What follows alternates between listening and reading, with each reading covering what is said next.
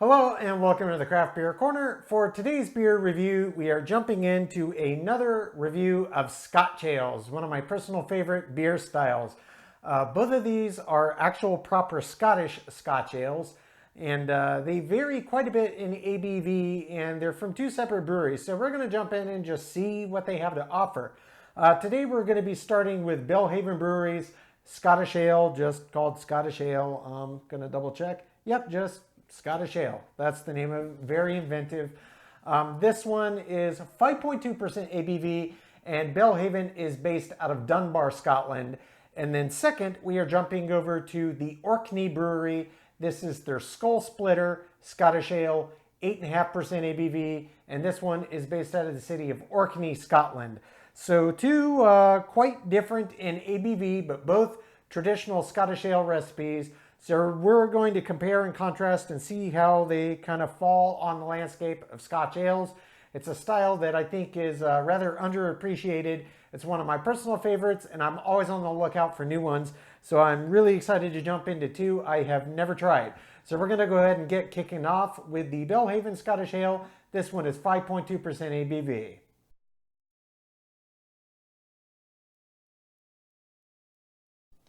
Okay, so jumping right in with the first beer of today's Scotch Ale review. This is Belhaven Brewery's Scottish Ale, aptly named Scottish Ale. It's 5.2% ABV, and they are based out of the city of Dunbar, Scotland. So really, taking a peek at the label here, it does say rich, nutty, smooth. So I'm kind of anticipating that that's going to be the malt characteristics. Scotch ales are one of those beer styles that is really a story that's all about the malt. What malts were selected, what ratios, and how it all gets put together. It's one of my absolute favorites, and let's get this one cracked so we can jump in and see what this is about. And I also did note on here that it does say 300 years of beautiful beers. So 2019 is indeed the 300th anniversary of Belhaven as a brewer. So they have been around for quite some time. So I'm anticipating good things out of this beer. Let's get this poured in. Okay, and Scotch ales, as you will note from prior reviews, do run the gamut in terms of appearance. Typically, they're a bit darker, somewhere between a brown ale and a porter, but they are often kind of this more deep amber brown. Not a darker brown, but a more amber appearance, and this appears to be the case with this one. In general, those typically are the lower ABV versions, which is not a problem. It's a very interesting and varied beer style, but this is a lovely beer. It is a beautifully clear beer. I don't see any sediment floating in there, and it's got nice, really fine, small champagne-like bubbles, which I am sure helped create this lush, creamy head on there. It's a lovely beer. Let's jump in and give it a sniff. Oh yeah. That smells like a classic Scotch ale, and that malt really just jumps out of the glass right in your face. Okay, the first thing you pick off is it has a quintessential Scotch ale aroma. It's hard to describe, but if you've had many a Scotch ale, you'll know exactly what I'm talking about. They have a very distinct aroma. There's a slight malty sweetness, there's a slight booziness, often there is a slight nuttiness to it. It's hard to describe exactly what the aroma is, but you know it when you smell it. And this smells like a Scotch ale. Other aromas I'm detecting here, it does have a classic malty sweetness. It's got that quintessential Scotch ale aroma, which you can't really put into words, but you know it when you smell it. There's a hint of nuttiness even on the aroma, not really a hint of booze, which at 5.2, I wouldn't expect it to smell overtly boozy, though many Scotch ales do have a much more boozy present, both aroma and flavor. This is not one of them. Let's, yeah, one more sniff for good measure before we jump right in. Head has settled down, though it's still got good retention and it's got good cling to the sides of the glass. Let's jump in and see what this is about.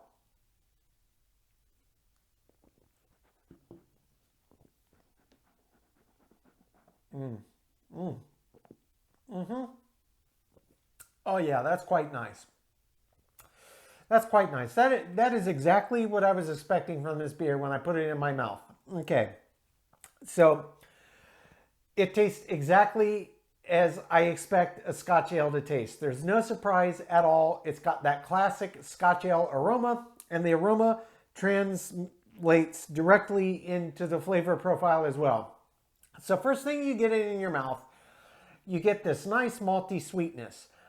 From there, it starts to take on this slightly caramel-like flavor quality, and then that classic, it's like this underlying it factor that Scotch ales have that really no other beer style tastes quite like them. It's unique unto Scotch ales, and you can smell and taste it when you're experiencing a Scotch ale. Almost all of them I've ever had have had this similar, I can't even put it into words. It's just a Scotch ale aroma and flavor. That's the best way I can put it. You know it when you're having it. And it makes Scotch ales actually pretty easy to define. If you were blindfolded, you would have a pretty good chance of guessing, even with a limited experience with beer tasting. If you've had a few Scotch ales and they line one or two up in the midst of a bunch of other beer styles, you'd have a pretty good shot of picking out the Scotch ales because they have such a distinct and unique flavor and aroma to them. And that is exactly what I'm getting out of this beer. I'm going to jump in for body mouthfeel and explore how this finish develops with its various flavor profiles. They're very complex.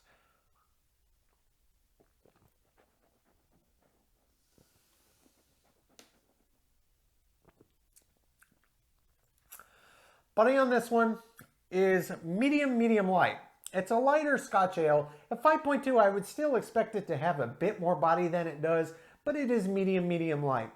It's on the low end of medium, high end of medium light. It's got enough breadth to it that it doesn't leave you wanting, but at 5.2, I did expect it to be a bit heavier than that. The mouthfeel is very smooth. It's very creamy, bordering on silky. This really does feel like it could have come off of a tap. It's so creamy and lush in the mouth. It's not overtly viscous at all. At 5.2, I don't expect a ton of viscosity, but the natural creaminess and kind of thickness that quality kind of imparts into the mouthfeel does make it feel a lot thicker than it actually is in reality. It's got a very nice, very satisfying, creamy mouthfeel. It's super smooth and super creamy. I'm going to jump one more time to see exactly where the flavors develop and how they finish out.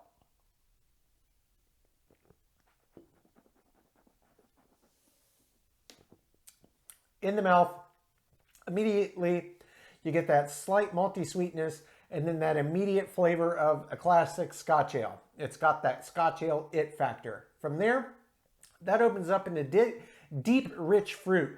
I would say stone fruit, really. We're talking apricots and other things of that nature that are more rich in quality and character.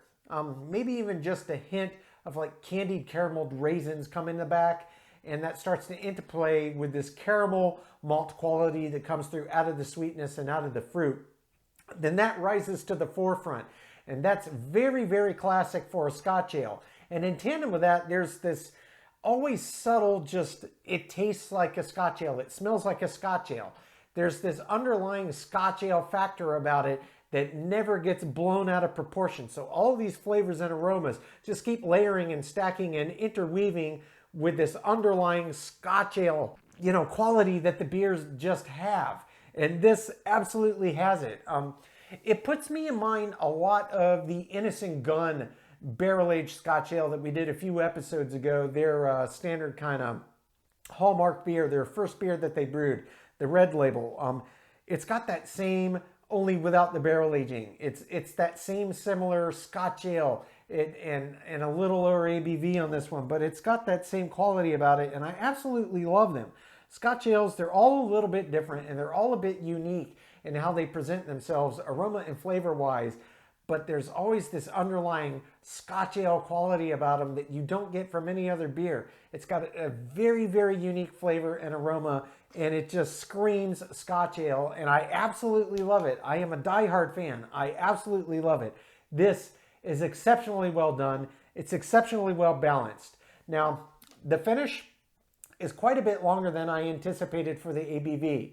It's not ridiculously long. It's not as long as, say, a super alpha concentrated IPA or a really deep, heavy imperial stout with a ridiculously high BV. It's not that long, but the underlying Scotch ale quality, and in particular, kind of how those fruit essences pair with the caramel quality of the malt, those keep lingering and lingering, and it's a very nice linear finish. And you keep tasting them all in equal parts. Once each of those elements appear in the flavor profile, they never disappear. And there's that Scotch ale quality that's always the dominant of the hierarchy here. Everything else behind it, but it's even. And it's even all the way down. I wouldn't even say it does a classic curve out of the bell curve. It doesn't. It's just linear all the way down until you can't taste it anymore. And that's it. But it does have a nice long finish to it, especially for the ABV. I'm going to take my time sipping on this, calling my scores. When we come back, we're going to jump into number 2. That's the Orkney Brewery's Skull Splitter. That one's out of Orkney, Scotland, clocking it at 8.5% ABV.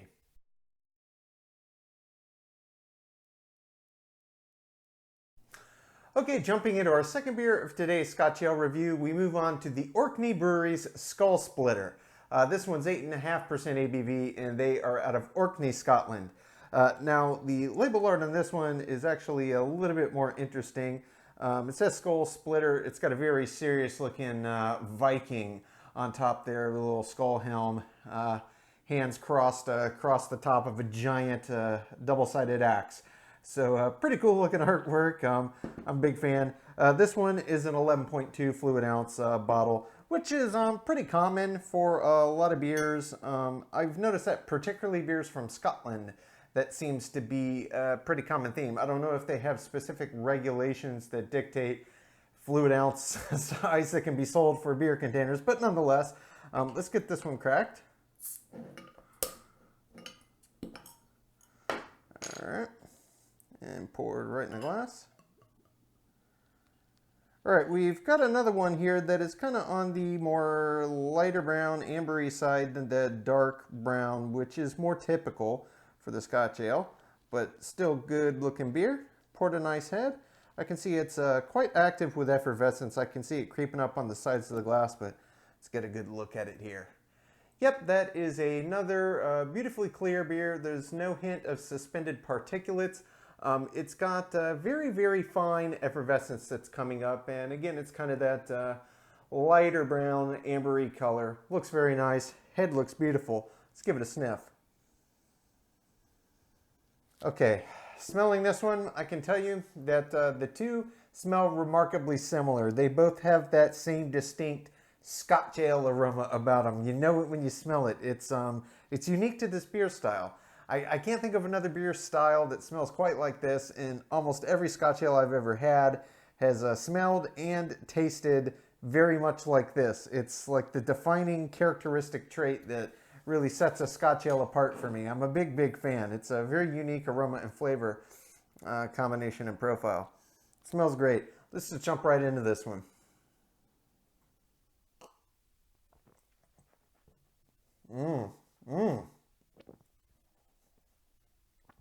Oh, that's a big beer. That's a big beer. Wow. Wow, that's a big beer. Okay. Yeah, the first one was very good.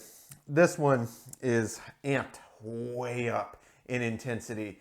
The flavor intensity is huge in this beer. Honestly, 8.5%, that's a pretty high ABV for any beer. But this beer has far more presence than the ABV would let you want to believe. It tastes like a much bigger beer than even 8.5%, and 8.5% is not a small beer by any stretch of the imagination. The flavor intensity on this one is quite significant compared to the prior, and it's a heck of a lot more intense, though I must say the subtlety of the classic Scotch ale flavor profile doesn't get through as well in this one. It's so much bigger, and it's got boozy edge to it. Unsurprisingly, 8.5% ABV. I'm going to jump back in, explore body and mouthfeel, and just get another feel for the flavors here.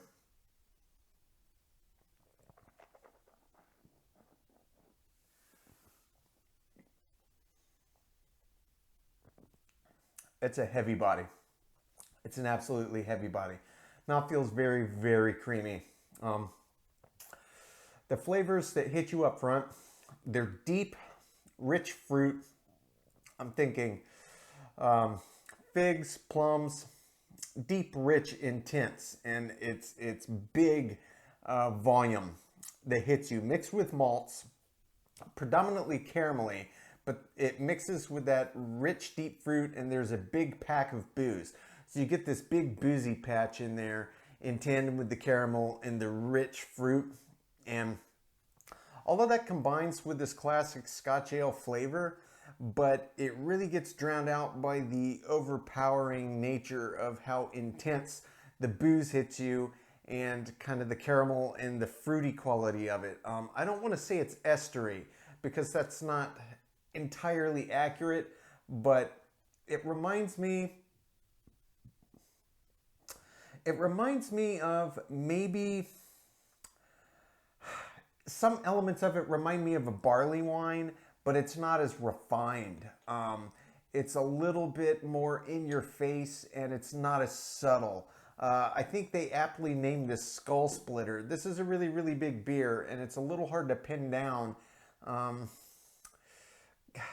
The subtlety is lost on this one. It's just packing a wallop. It's just a wall of flavor and it's really hard to dissect. I'm going to jump in again for another sip and do my best.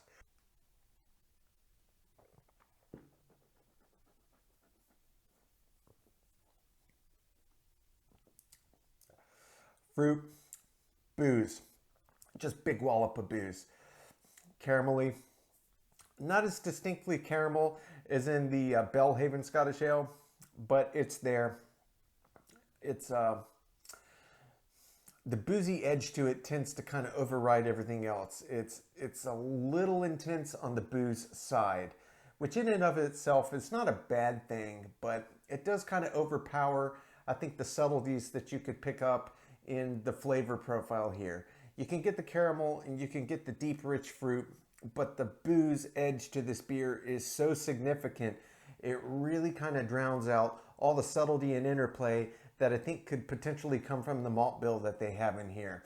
And indeed, the classic Scotch ale kind of essence of this beer really gets lost because of that, how big and boozy that it is. It's a very, very intense beer. The way that the finish develops, it's not actually as long as you might think, being as big and flavor packed as it is and high of an ABV. It doesn't last that long per se. Certainly not top tier, maybe a little longer than average because that kind of boozy essence does still stick with you. And it kind of finishes off with that. That's the dominant trait. And then there's just a little bit of that caramel behind, but you don't ever really pick up that kind of classic Scotch ale kind of flavor profile other than just hints at the beginning. It gets completely out of the way. It's completely overshadowed by the boozy nature of this beer. One more sip for final thoughts.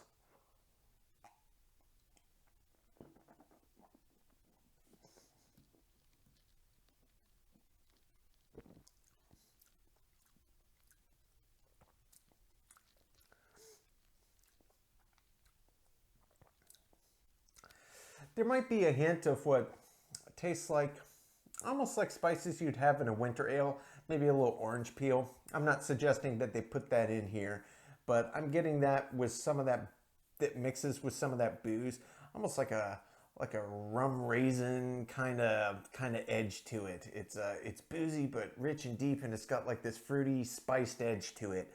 That's the best way I could put it. Maybe in the caramelly nature is like a toffee that's been mixed, all of that, and has like a bunch of brandy in it or something, and it's been flambéed.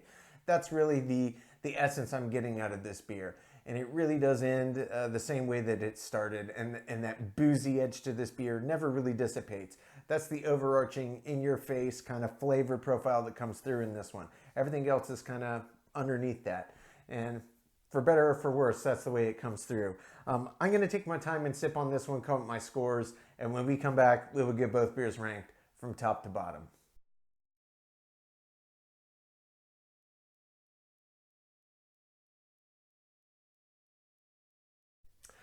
Okay, now that we've gotten to enjoy both of these beers, we're going to go through and get them ranked. Starting with the Belhaven's offering, this is Scottish Ale, Scotch Ale. This one's 5.2% ABV. Again, they are based out of Dunbar, Scotland. The aroma on this one was okay. It wasn't super pronounced. You could pick it up, and it had kind of a classic Scotch ale aroma to it, which gave me a good sense of what the beer might taste like. But it wasn't an overwhelming presence in terms of aroma. It gets the high end of average, it gets a 6. For the taste on this one, the taste was very classic Scotch ale, but just like with the aroma, it wasn't super pronounced. Scotch ales typically are really bold in terms of flavor and presence, and with a 5.2% ABV, I can't say I'm surprised. There's a lot less substance than your average Scotch ale, but it still was a very good flavor for sure, and tasted very much like beers in the style do, just a little subdued, so I did dock some points. I gave it certainly above average though. It gets an 8 out of 10.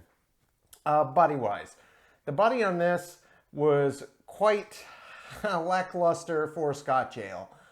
Again, I come back to the ABV 5.2, but even for the ABV, which is quite low for a Scotch ale, the body was even lower than what the ABV range would kind of put you in mind for. It was certainly not standard for the style. I give it middle of the road, average, it gets a 5.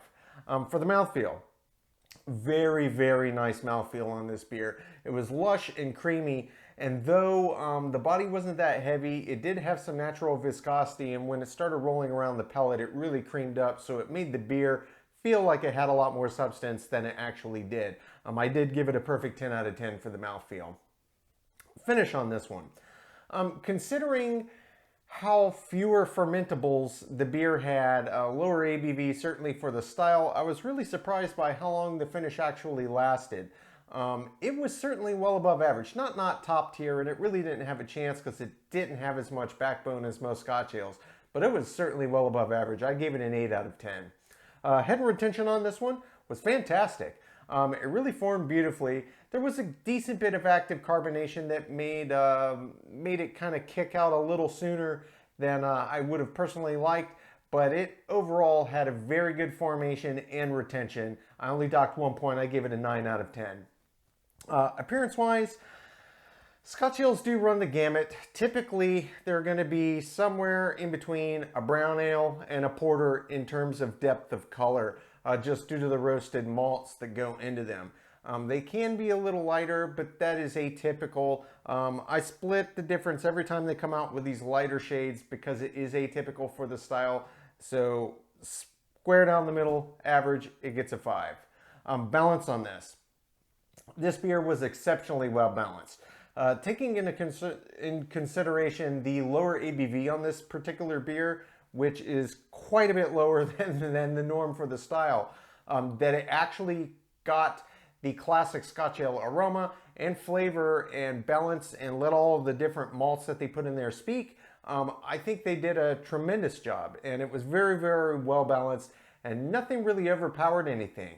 Everything that you would expect to come through in a Scotch ale really did, and well done, especially considering the low ABV. I was surprised they pulled it off. It gets a 10 out of 10 for the balance. Feeling in the intangible. I did like this beer, but for me, it just needed a bigger, bolder taste.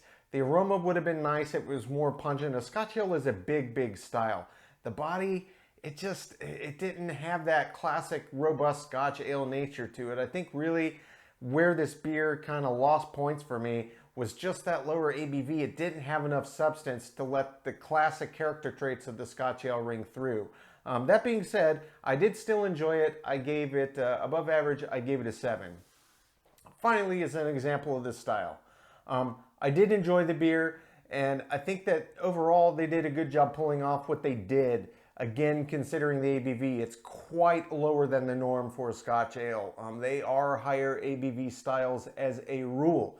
It's a very big, bold, in-your-face beer style. This one just had too many categories where it didn't do it for me. The aroma, the flavor due to lack of intensity coming through based on fewer fermentables and lower ABV, that ended up impacting the body. Really the length of the finish.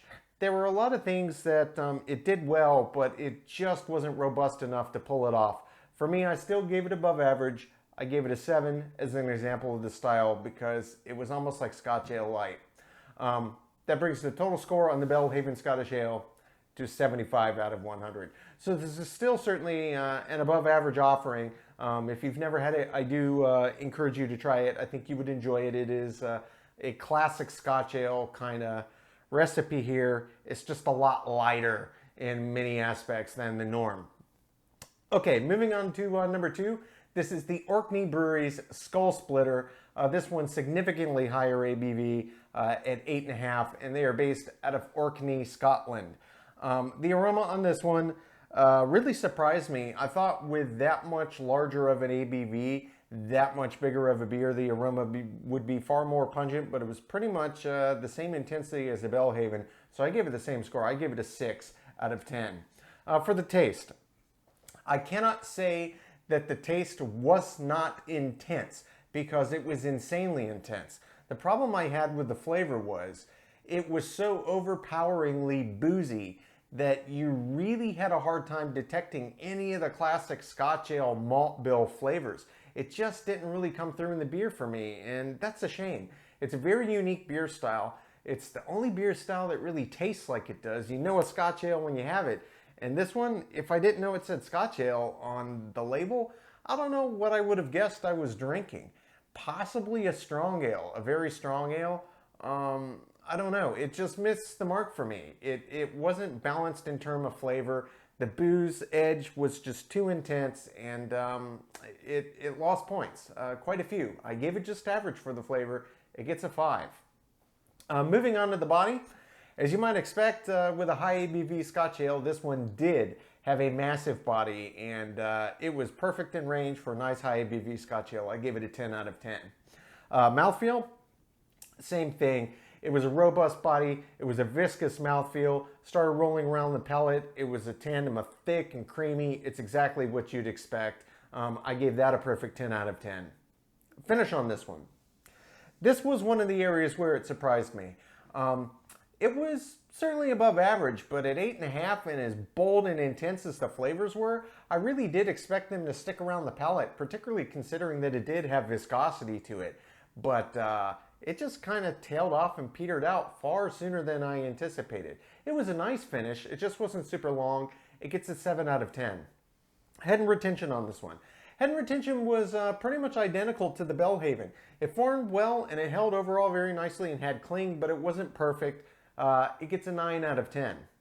Appearance-wise, just like the Belhaven, it was another one of those that was more of an amber hue, which is atypical. They can run the gamut, but it is atypical. I just, again, gave it middle of the road average for the style. Gets a 5 out of 10 for the appearance.